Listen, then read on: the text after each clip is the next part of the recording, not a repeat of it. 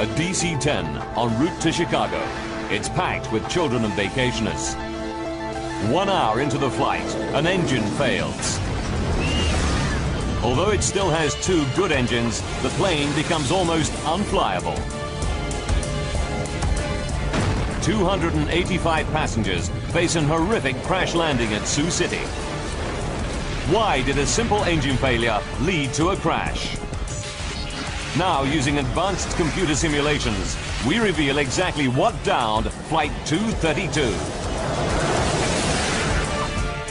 Disasters don't just happen, they're a chain of critical events. Unravel the clues and count down those final seconds from disaster.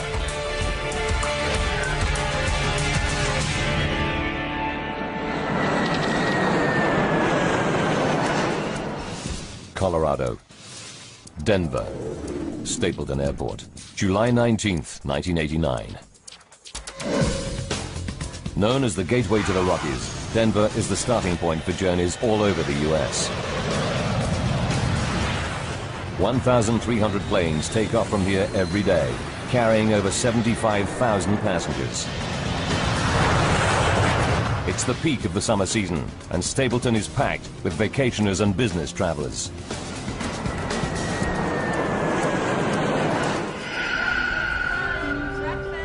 Debbie McKelvey will be among the vacationers flying from Stapleton today.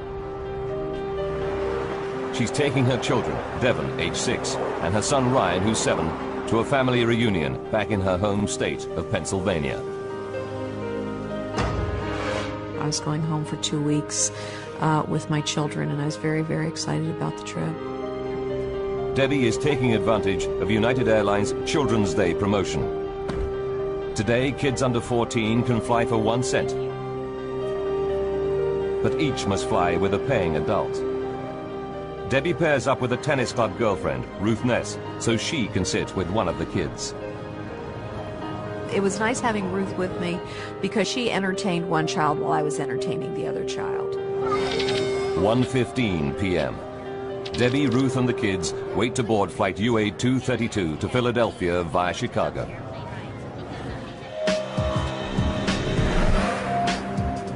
Commanding the flight is Captain Alfred C. Haynes.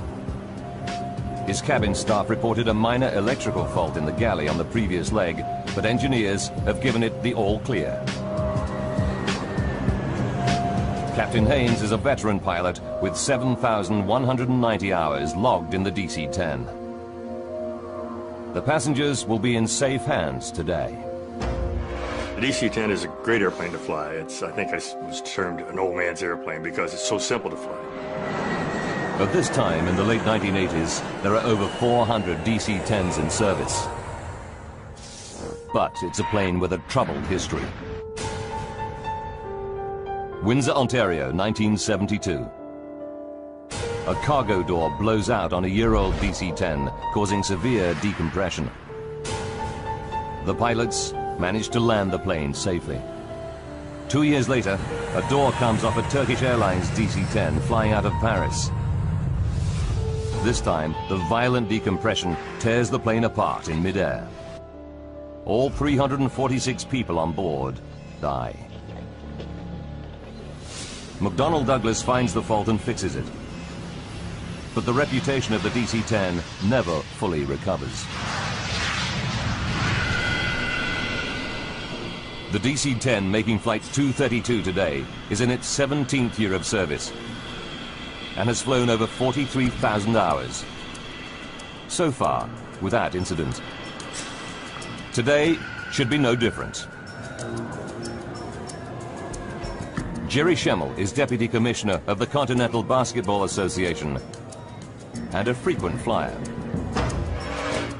I was never a nervous flyer. I always kind of enjoyed flying. I took my first flight at age 18. I always enjoyed it. Jerry is flying to Columbus on business with his boss and great friend, Jay Ramsdell. Their original flight is cancelled, but Jay gets a seat on the very next flight. The bad news is there's no seat for Jerry. Jay decides to stay with his buddy and wait for an even later plane. I didn't think much of it at that time. I thought it was a nice gesture. I thought to myself, I hope I would have done the same thing. Finally, after a 6.5-hour wait, Jerry and Jay both get seats on flight UA 232 to Philadelphia. Flight 232 is busy today. It's carrying 285 passengers and 11 crew. Debbie McKelvey boards with her friend and 2 kids. They add to an unusually high number of children on board. 52 in total, thanks to the Children's Day deal. For senior flight attendant Jan Brown Law, lots of children on board means a busy flight ahead. After a 4-day trip, Jan is excited to be heading home to Chicago. I just remember feeling just the energy of this last leg and getting all pumped up to do the service. Captain Haynes, co-pilot Bill Records, and flight engineer Dudley Dvorak run through their pre-flight checks. They taxi out to the runway and await the takeoff clearance. At 2:09 p.m., the 3-engine jet flies out of Denver. The morning we left Denver, it was clear skies, beautiful day, nice smooth air, comfortable flight, just a routine flight. Debbie McKelvey sits with her son Ryan, while her friend Ruth is 1 row behind, looking after her daughter Devon. At 3:16 p.m., they're finishing their meal.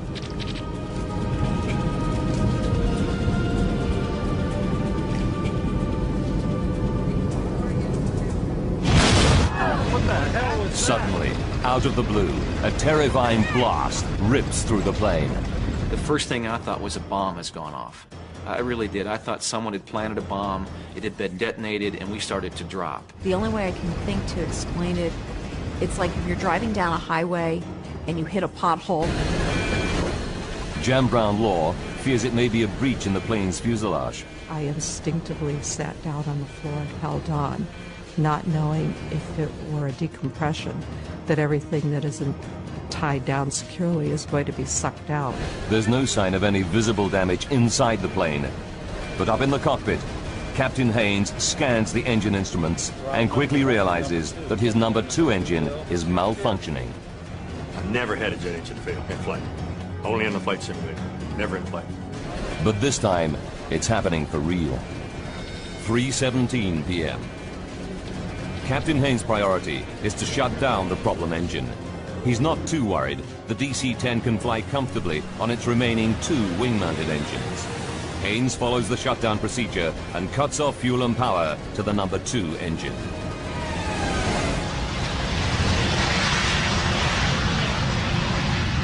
The problem engine is off. But now flight engineer Dudley Dvorak spots something else wrong. We've lost all hydraulic capacity. His instruments tell him that all 3 of the plane's hydraulic systems are empty. He cannot believe his eyes. The hydraulic systems operate the plane's flaps, ailerons, rudder, and elevator. Without these controls, the pilots won't be able to steer the plane or take it up or down. But the instruments are right. Al, can you help me out with this? Co-pilot Bill Records is horrified to find his flight controls are no longer responding. The plane starts to bank steeply to the right, and he's powerless to stop it. That's when we realized we were in a world of hurt, that something was drastically wrong. Now Captain Haynes tries the flight controls, but he cannot get the DC-10 back into level flight either. The plane is now trying to roll over, a terrifying prospect. We have nothing to turn the airplane, nothing to control the pitch of the aircraft. Nothing. Fly the aircraft. It's every pilot's nightmare. Flight 232 is at 11,000 meters and out of control. If its left wing continues to lift, the plane will flip over and tumble to its doom. United Airlines Flight 232 is down to 2 engines. Worse still, the plane has lost all conventional flight controls. Despite everything that Captain Haynes tries, the plane seems bent on turning over. Back in the cabin, the passengers feel the plane banking steeply. Now, my son at 7½, he had always been a people watcher. And he looked around and he said, something's not right here. You could feel the turn. You could feel the sensation physically of your body leaning off to the right side. I remember feeling that, thinking that was very unusual. 3:18 p.m. The left wing is so high that the plane is in an extremely steep bank. Al Haynes knows that within a few more seconds, it will roll over and tumble out of control. There is just one old aviator's trick left to him. If it fails, Flight 232 is doomed. The first reaction was to just close one throttle and push the other one up, see if maybe that would help. In a desperate bid to restore level flight, Haynes tries adjusting the relative power of the two wing engines. If the right engine runs faster, the airplane will bank left, and vice versa.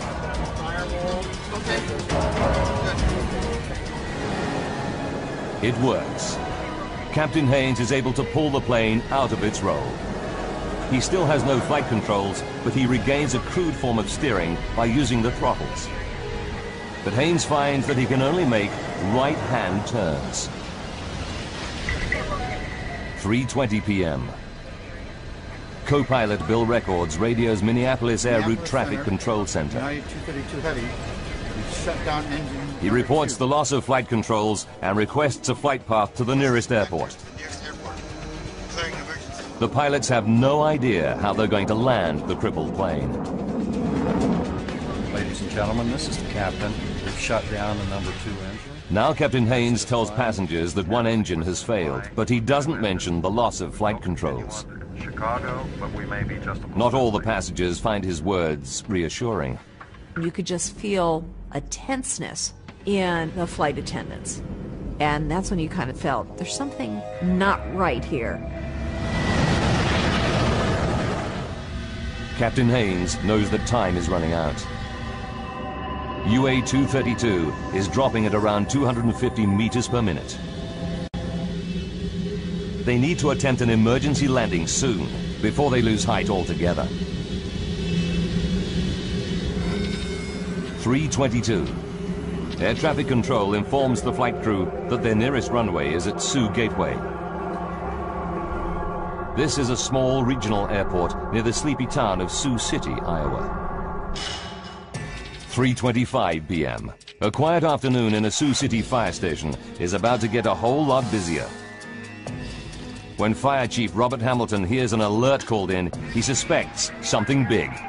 I've been in this business a long time, and you can kind of tell. You have almost a sixth sense, I guess. Within minutes, the fire chief's hunch is proved correct. UA-232 is heading right for his city. 9 fire trucks race out to their emergency positions on one of the runways. Now Captain Haynes and his crew have to work out how they're going to land the plane with barely any controls. Before they can make a plan, they hit another problem. The DC-10 starts to soar up and then down in a random, uncontrollable cycle. For the pilots, it's like riding a roller coaster through the sky. We had no idea how long we were going to keep that airplane in the sky. Debbie McKelvey feels the plane's erratic motion and fears for her life. Here I have a 6-year-old and a 7-year-old. You start praying, you know, if I'm going to die, please make sure we all go and we all go quick. 3:26 p.m. Captain Haynes calls his senior flight attendant up to the cockpit. When I opened that door, the whole atmosphere hit me. It's the worst crisis possible. The captain tells Jan to prepare the cabin for an emergency landing. As I walked through the first-class cabin, I just could not look anybody in the eye because I was afraid they'd read the fear in mine. Denny Fitch is a DC-10 training pilot flying home from an instructor session. He knows that something is wrong and offers his help. 3:29. What Denny finds in the cockpit shocks him. It was an amazing scene for me because both the pilots were in fact on the controls Both of them, their tendons in their forearms were raised from effort. Their knuckles were white from grip. As an expert training pilot, Denny Fitch is ready for any emergency, but he's never seen anything like this before. I was dumbfounded because it was unheard of. As a matter of fact, there was no procedure for it, having no hydraulics. The first thought that came to my mind, to be honest, was that I was going to die that afternoon. Ladies and gentlemen, Captain Haynes now tells his passengers the plane is damaged and they'll be making an emergency landing in Sioux City. This landing's a little different than you're used to. 296 people could lose their lives. Getting this airplane down without crashing will be the ultimate test of pilot skill. Denny offers to help out any way he can. I said, "Captain, would you want me to do your throttles?" And he responded, "Yes, do that." Denny takes over on the throttles, the only controls still functioning. They allow him some degree of steering, but the plane is still only able to make right-hand turns.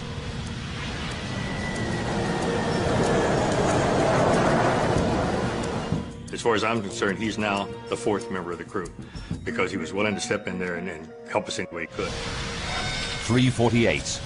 The DC-10 is now 12 minutes from Sioux City Airport, and they're running out of altitude. It's time for the pilots to face an almost unthinkable prospect. In a few minutes, they must attempt to land a 165-ton jet without proper flight controls. The lives of 285 passengers are in their hands.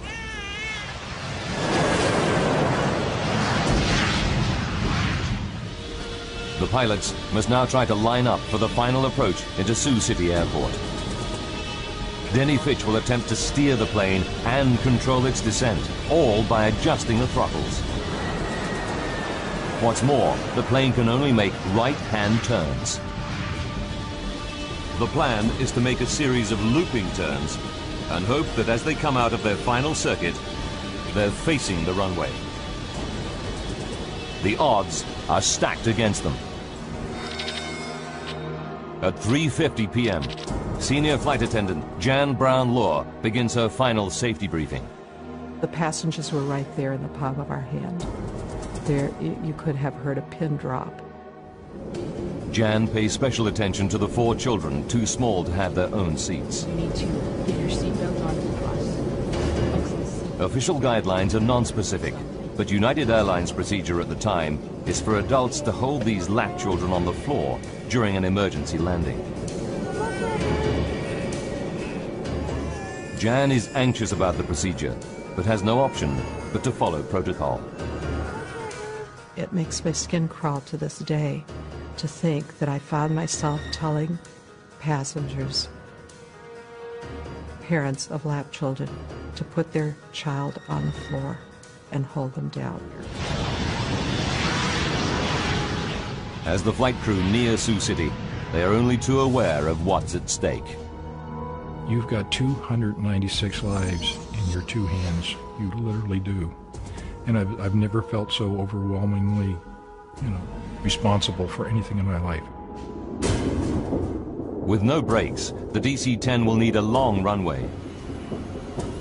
Air traffic control assigns them runway 31 at 2,700 meters. It's the longest at Sioux City.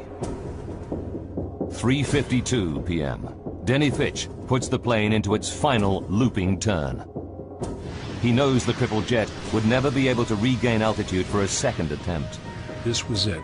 We had to land on that runway. One time, that's all we had. As they emerge from their final loop, the pilots see a wonderful sight.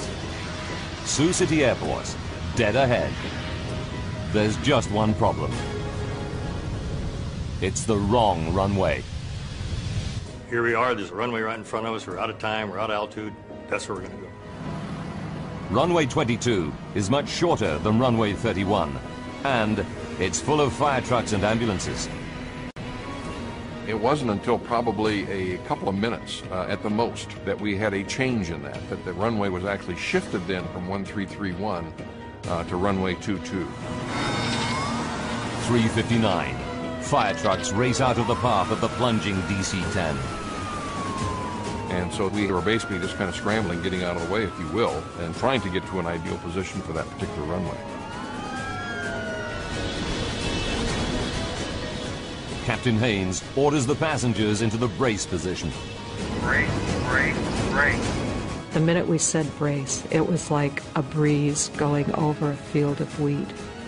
Everybody in the cabin disappeared from sight to go into their brace position. I kept thinking, this is it. And I actually made my son shut the window shade. And I thought, we don't need to see, the end as it's coming.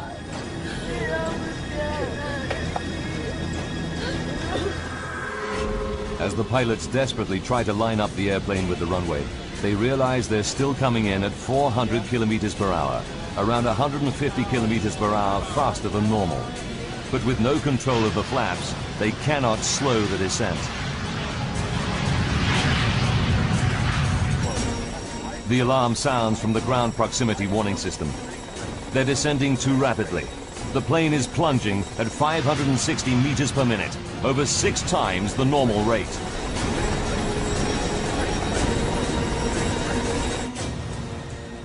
Down on the ground, a local news crew races into position to cover the crash landing. Not gonna be pretty. 4 p.m. Just seconds from landing, the nose and right wing drop. If they come in at this angle, the plane could break apart. And I shoved both the throttles to maximum power, hoping that would result in the nose being pulled up. Denny Fitch desperately struggles to bring the nose back up, but it's too late. The engines don't respond in time. 4 p.m. and 16 seconds. The plane smashes into the runway. It just felt like we dropped out of the sky and hit the ground. It wasn't like it was an emergency landing. It was a crash. I could hear all the screeching metal and noises that you've never heard before and you hope you never hear again. The right landing gear and wing shear off, spilling fuel and sparking a fire. I could see fireballs because I guess the plane, it's screeching on the runway. And then that was my next thought. Oh my God, we're gonna burn to death. The jet careers along the runway on its wing stump for about 600 meters, then breaks apart. The cockpit had snapped off like a pencil tip, and we became a tumbling 200-mile-an-hour piece of wreckage. The main section of the fuselage skids further down the runway, rolls over on its back, and comes to a halt at the side of the airfield.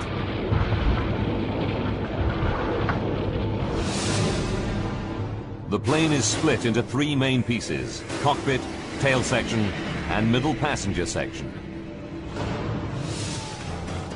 Dozens of surviving passengers flee the burning cabin. Fire trucks and ambulances race to help them.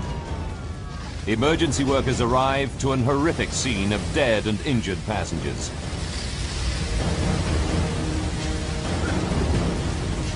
Survivors escaping the wreckage scatter through cornfields at the edge of the runway.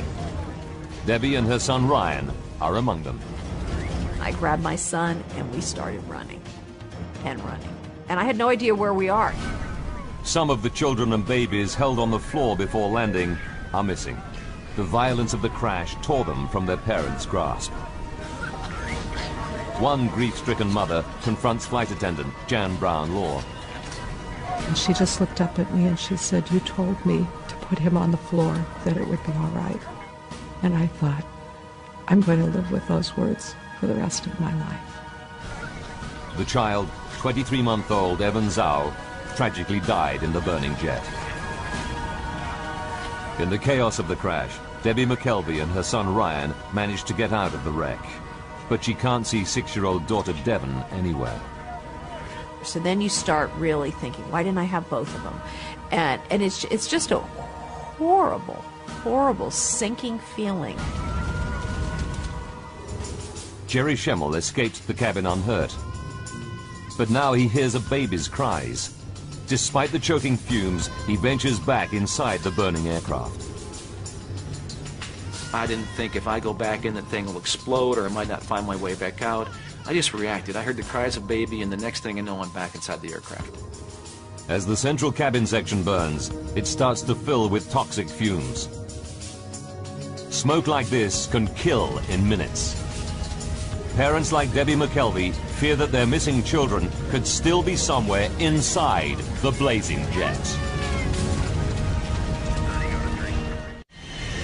Flight 232 crashes at Sioux City Airport and lies in a smoking ruin at the edge of the runway. Survivors flee the crashed airliner, but a baby's cries draw passenger Jerry Schemmel back inside.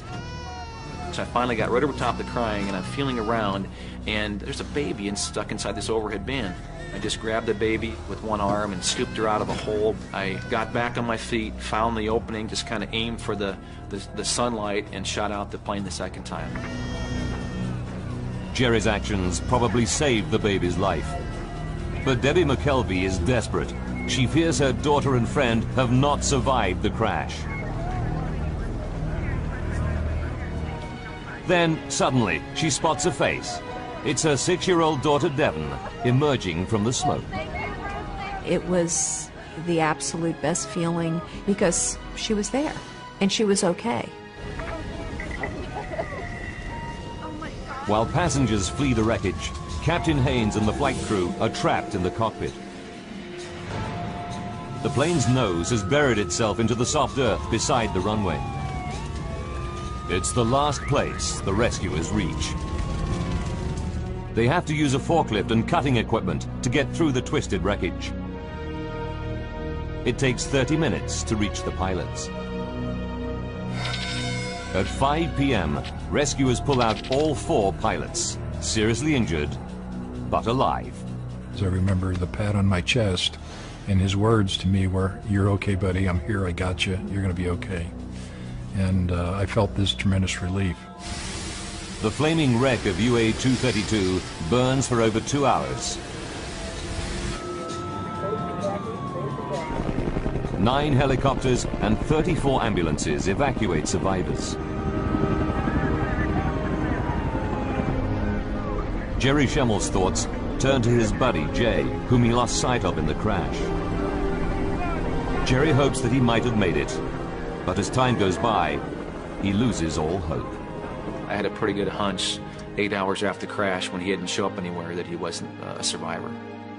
Jay Ramsdell is one of 111 passengers who lose their lives in the crash. 1 flight attendant is also killed.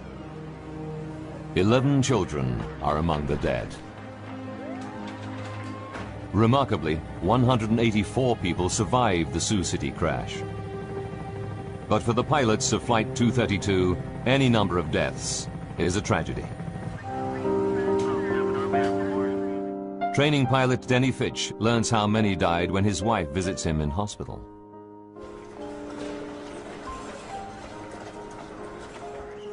And she started crying because she realized I didn't know the truth. That in fact 112 people had died behind me. And I saw her cry. I had my answer. And I cried every waking moment for the next 3 days. I just couldn't stop crying. It just so tore my heart out to know that people died behind me. I was ready to die for them, and I didn't want them to die. Al Haynes and the flight crew are determined that something positive should come out of the tragedy. I would like to say that this crew, and in fact the entire industry, is dedicated to finding the cause of this accident.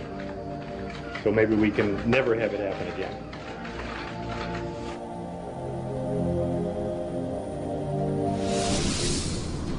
The National Transportation Safety Board, or NTSB, dispatches an investigation team to Sioux City. With 427 DC-10s still in service all around the world, they need to find out what happened to the plane, and quickly. Frank Hildrup leads the team, analyzing the aircraft structure. There's a lot of apprehension and anxiety, of course, that we always go into these things with, and I was fairly new at the time. I had not been with the agency but for about 9 months.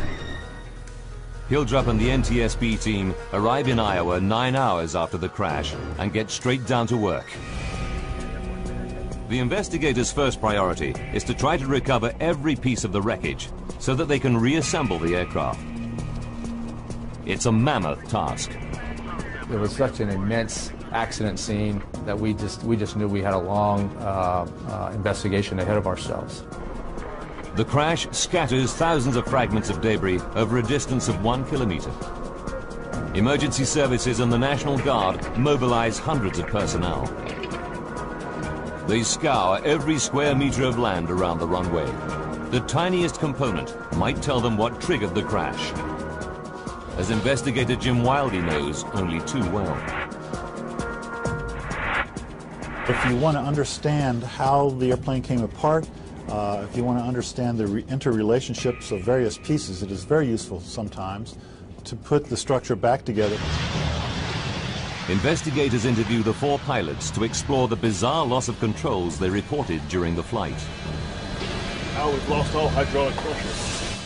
Captain Haynes and the crew confirmed that shortly after the dramatic failure of their number 2 engine, all their hydraulic systems went down. It mystifies investigator Frank Hildrup. I know personally I wasn't prepared for dealing with an airplane crash where it had lost all of its hydraulics. Extremely unique event and something I personally had never encountered before. Hydraulics operate all the flight controls on the DC-10. The flaps that help control descent. The elevators that pitch the plane up and down. The rudder that steers it. The ailerons that make it bank. Pressurized fluid inside hydraulic lines operates these mechanical controls. There are 3 separate and independent hydraulic systems. Even if one system is breached, it should not cause the loss of hydraulic fluid in the others. To lose fluid from all 3 systems at once is almost impossible. Experts put the odds at 1 billion to 1. Then, an unexpected find. Farmers 90 kilometers from Sioux City report aircraft wreckage scattered on their land.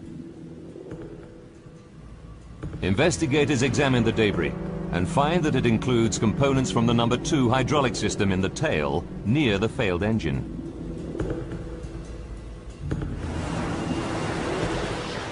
The team can calculate from the plane's flight path exactly when these parts fell. They discover it happened at 3:16 p.m., the same moment as the loud bang and the engine failure. What was that? Everything points to a catastrophic event inside the engine, which then damages the hydraulic systems.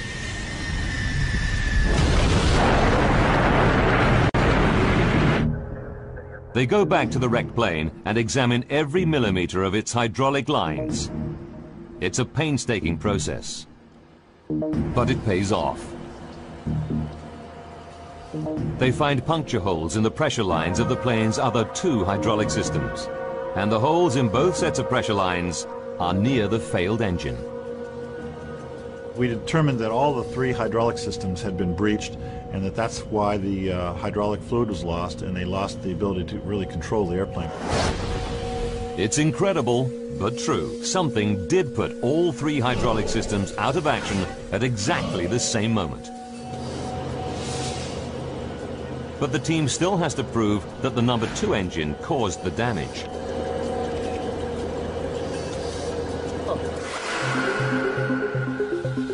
They inspect the puncture holes with a scanning electron microscope and find minute traces of titanium. Titanium is used for critical airplane parts because it's tough, yet very light. On the DC-10, the only titanium anywhere near the tail section is inside the number 2 engine.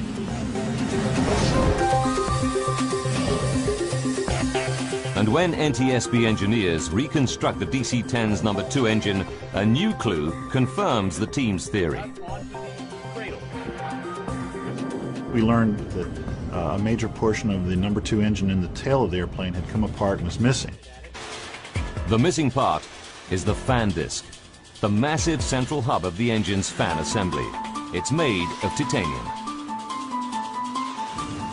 Investigators are starting to get a picture of what caused the bizarre loss of controls aboard flight UA-232. 44 minutes from disaster. The loud bang that crew and passengers hear is the 170-kilogram fan disc fracturing. The broken fan disc bursts through the engine housing.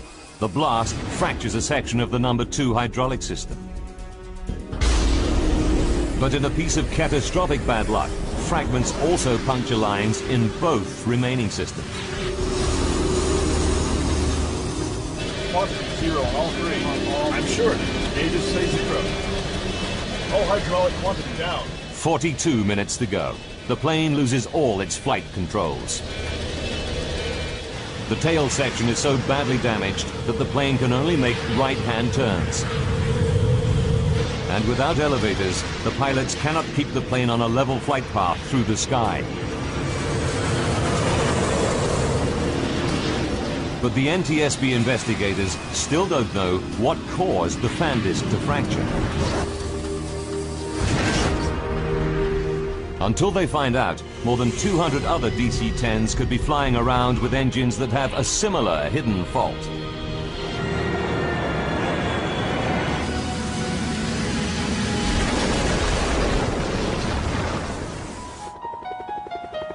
They must locate and examine the missing pieces of fan disc.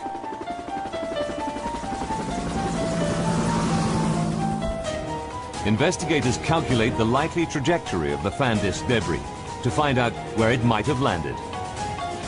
They narrow it down to a tract of Iowa corn belt 36 square kilometers in size. I would consider the search for that fan disc certainly a needle in a haystack type of effort. Investigators pull out all the stops to find the missing fan disc. They scour the area with 4 helicopters, but find that the 3-meter-high cornstalks conceal everything on the ground.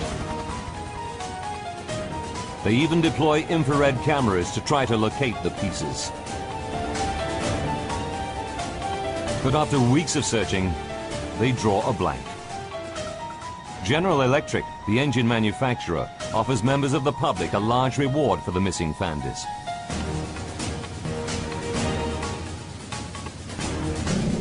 But there's still no sign of it. 2 months go by, and harvest time comes around. Janice and Dale Sorensen have a 180-hectare farm right in the middle of the search area. Tuesday, October 10th, 1989, and Janice Sorensen is out bringing in the corn. As I was combining, I felt a little resistance on the front of the combine, and I backed it up and then put it in neutral and got out and looked, and I knew immediately that this was the piece they were looking for. It's a massive chunk of debris, half buried in the earth. Teams from General Electric and the NTSB race to the Sorensen farm.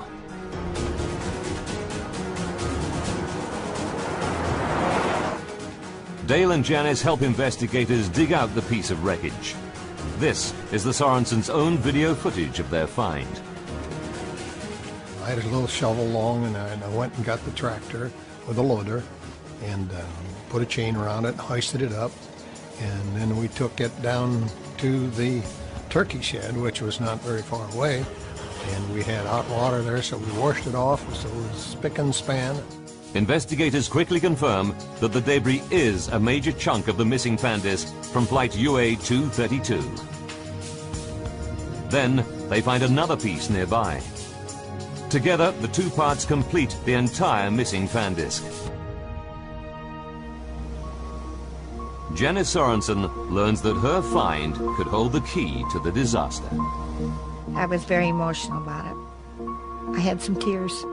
It was a combination of the excitement of finding the piece and of the tears for those who'd lost their lives. One more. Janice and her husband Dale collect General Electric's $120,000 reward. They give over half the money to charity. the NTSB can now begin the next phase of their investigation. They fly the fractured fan disc to the labs of the engine manufacturer General Electric to find out what could break apart such a robust metal component. Jim Wildey, a metallurgist by training, examines the fan disc, starting with the main fracture line where it broke apart. He spots something branching off it, a fatigue crack 13 millimeters long. It's rare to find metal fatigue in a fan disc. These components are specifically designed to withstand the enormous rotational forces within the engine.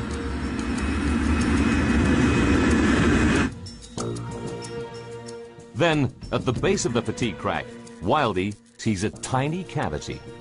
The size of it was maximum in any one direction was about 50 thousandths of an inch.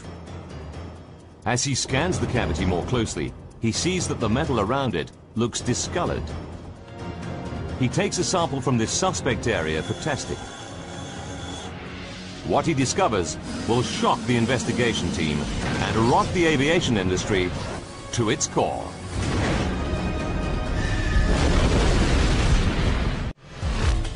Investigator Jim Wildey examines a tiny cavity in the fractured fan disc from flight UA-232.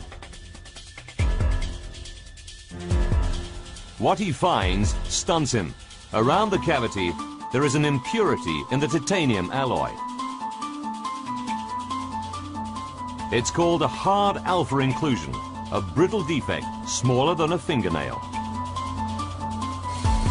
Analysis reveals that it was caused by excess nitrogen during the forging of the metal ingot. The fan disc in the DC-10 was made from titanium that harbored a fatal hidden defect. It's the final piece of the puzzle. The NTSB team can now put together the chain of events that left the passengers and crew of flight UA-232 seconds from disaster.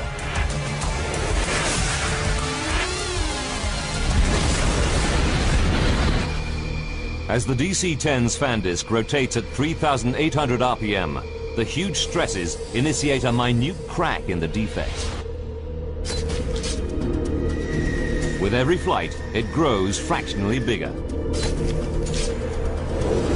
July 19th, 1989, 44 minutes from disaster. The fan disc has been in service for 15,503 flights over 17 years. The crack reaches 13 millimeters in length. The faulty fan disc can no longer cope with the stresses imposed by its rotation. It shears in two. The damage it causes makes the DC-10 virtually unflyable. For the next 40 minutes, the pilots struggle to control the plane.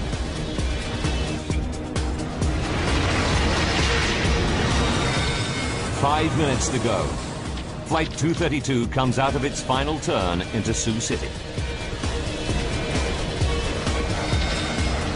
20 seconds. As the plane comes into land, the right wing drops.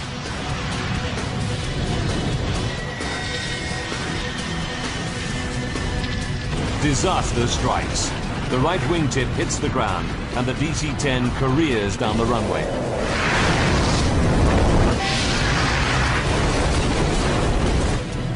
A $21 million jet weighing 165 tons is brought down by a tiny metallic flaw.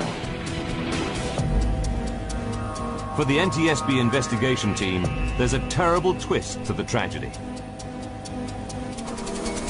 Investigators discover that United Airlines technicians made a routine inspection of the defective fan disc just 16 months before the crash.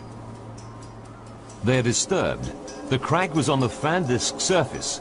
At the time of the inspection, the crack could have been close to 13 millimeters long. This disc had been inspected before the accident, and we determined that the crack was of a detectable size, but that it just wasn't detected. The NTSB report concluded that the crack was probably missed due to human error.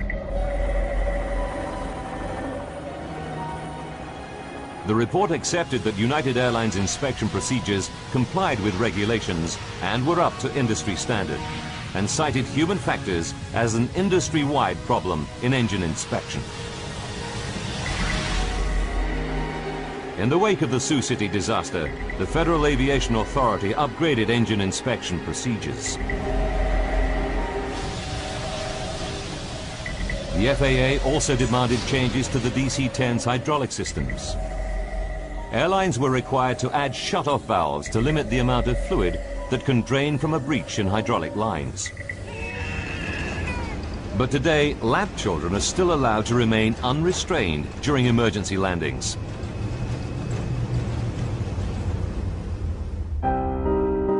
Ever since the crash, Jan Brown Law has campaigned for all children to have allocated seats and safety restraints on airplanes.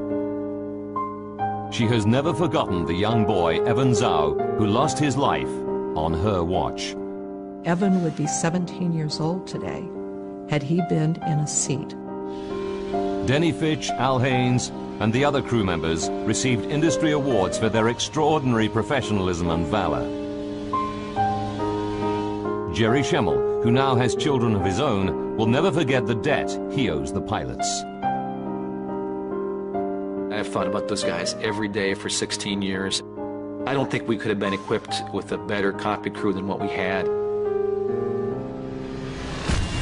The safety measures triggered by the Sioux City crash transformed aviation safety, not just on the DC-10, but on all passenger airliners. The new rules should ensure that such a bizarre and devastating accident can never happen again. Seconds from Disaster is back at the same time next week. After the break, a pig the size of a pickup truck. Our team of experts investigates the legend of Hogzilla.